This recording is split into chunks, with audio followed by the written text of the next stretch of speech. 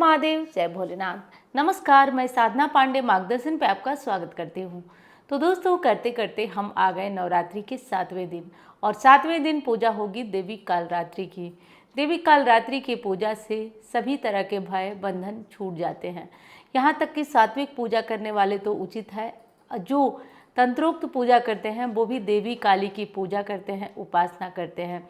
जैसा कि आप जानते हैं कि देवी ने राक्षसों का संहार करने के लिए काली का रूप धारण किया, राक्षसों को मारने के लिए काली का रूप धारण किया और राक्षसों के खून को पीती हुई उन्हें उनका संहार करती हुई देवी का पैर जो है वो शिव जी के ऊपर पड़ा और देवी लज्जित हुई।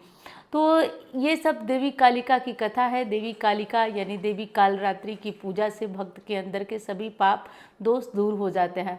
अगर मैं अपने अनुभव की बात कहूँ तो देवी का जागृत स्वरूप है, बहुत ही जागृत स्वरूप है। जो मांगते हैं वो मिलता है, मुँह मांगा वरदान मिलता है आज देवी कालरात्रि से। देवी कालरात्रि की पूजा के लिए आपको सुबह जल्दी जगना चाहिए। जल्दी जगिए। जल्दी का मतलब कि अगर हो सके तो देवी की पूजा वैसे तो अंधेरे अंधेरे होती है। जो लोग तंत्र शक्ति को मानते हैं वो बीच रात्रि में देवी की पूजा करते हैं, लेकिन हम शास्त्रीय विधि से पूजा करेंगे तो देवी की पूजा के लिए जल्दी जगेंगे। जगने के बाद हम देवी की विधिवत पूजा करेंगे, आराधना करेंगे। देवी की आराधना पूजा के लिए आज नीले रंग का वस्त्र प्रयुक्त है। नीले रंग का वस्त्र पहनकर देवी की पूजा की जाती है। वैसे एक चीज़ मैं आपको हर रोज़ बताती हूँ कि आप पीला या लाल कपड़ा पहन के किसी भी नवरात्रि के दिन पूजा कर सकते हैं, लेकिन आज अगर दिनों के अनुसार पहनना चाहें तो आज नीले वस्त्र पहन लें। नीले वस्त्र पहन लें, परंतु आसन आपका लाल और पीला ही होना चाहिए।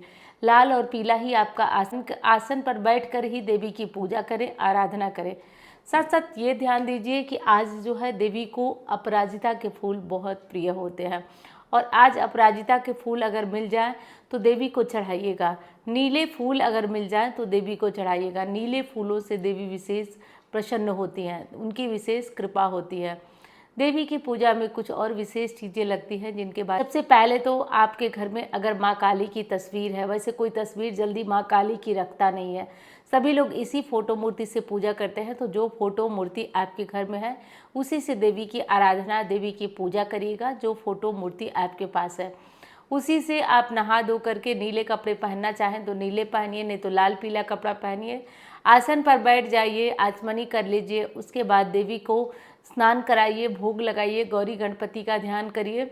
उसके बाद आप दीपक वगैरह प्रज्वलित कर लीजिए। अगर अखंड दीप जल रही है तब उसको देख लीजिए, उसमें घी या तेल बढ़ा लीजिए और उसके बाद आप देवी को भोग लगाइए। भोग में आज क्या लगेगा, तो आज भोग में गुड़ लगेगा। देवी को गुड़ का भोग लगाया जाता है। गुड़ का भोग लगाने से देवी विशेष प्रसन्न होती हैं। गुड़ के भोग लगाइए। साथ साथ देवी की विशेष कृपा के लिए आपको कुछ विशेष चीज़ें और ध्यान रखना होता है। आज गुड़ का दान भी किया जाता है। देवी की कृपा के लिए गुड़ का दान भी बहुत ज़रूरी है। तो गुड़ का दान करने से काल संबंधी समस्याएं दूर होती हैं, राहु केतु संबंधी समस्याएं भी दूर होती हैं। यहाँ तक कि शनि दोष भी व्यक्ति की कुंडली से दूर होता है। इसलिए देवी की पूजा अनिवार्य रूप से करना चाहिए। नवरात्रि का 7वां दिन बहुत जागृत दिन माना गया है, यानी कि पूरी नवरात्रि काफ़ी जागृत मानी जाती है। इसमें कोई भी दो राय, कोई भी संशय वाली बात नहीं है।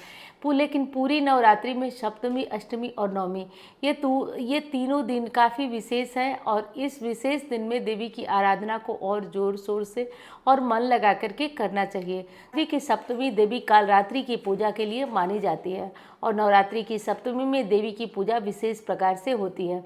ये ध्यान रखिए, जो लोग तंत्र मंत्र शक्ति को मानते हैं वो नवरात्रि की रात्रि में, सप्तमी की रात्रि में देवी की पूजा करते हैं और रात्रिकालीन पूजा में देवी को जागृत किया जाता है और अनेक तरह के उपाय किए जाते हैं।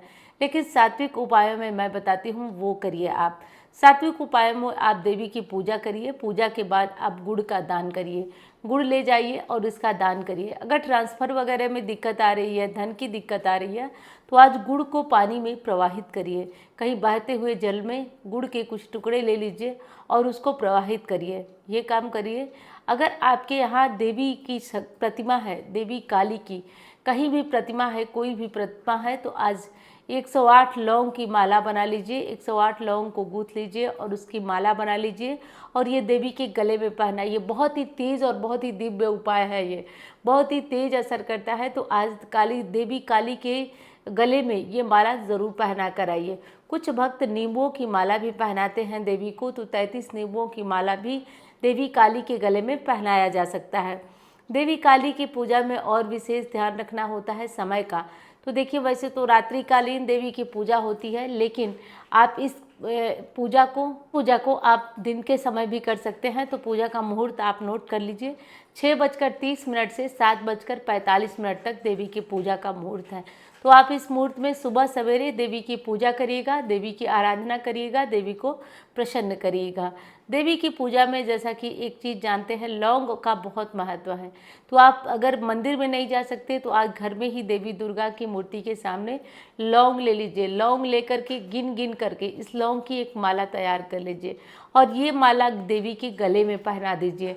बाद में नवरात्रि खत्म होने पर इस माला को उतार कर आप अपने पास रख लीजिए। इससे आप इंटरव्यू में सफलता के लिए जाए, जहाँ कहीं आपको लगे कि आपके बात मनवाने की ज़रूरत है, वहाँ इस माला को आप पहन सकते हैं। इस माला का चमत्कार आप देख सकते हैं। तो बहुत ही चमत्कारी और बहुत ही जागृत हो जाती है ये माला। तो जो भक्त चाहे नवरात्रि के 7वें दिन और ये काम ज़रूर कर ले। और दोस्तों, दुर्गा सप्तशती की वीडियो भी हर रोज़ की चैनल पे अपलोड हो रही है। अगर आप दुर्गा सप्तशती की वीडियो नहीं देख रहे हैं तो उसे भी सुनिए। दुर्गा सप्तशती ऐसा ग्रंथ है कि मात्र श्रवण करने से भी भक्तों के सभी कष्ट दूर कर देते हैं। माता के सभी प्रिय ग्रंथों में दुर्गा सप्तशती को सबसे प्रथम स्थान दिया गया है। तो दुर्गा सप्तशती अपलोड हो रही है, आप उसे भी देखिए और उसका भी लाभ लीजिए। अब बात कर लेते हैं कि देवी की पूजा में और कौन सा उपाय करना चाहिए। देखिए, नवरात्रि के 7वें दिन आप देवी की पूजा में एक काम और कर सकते हैं।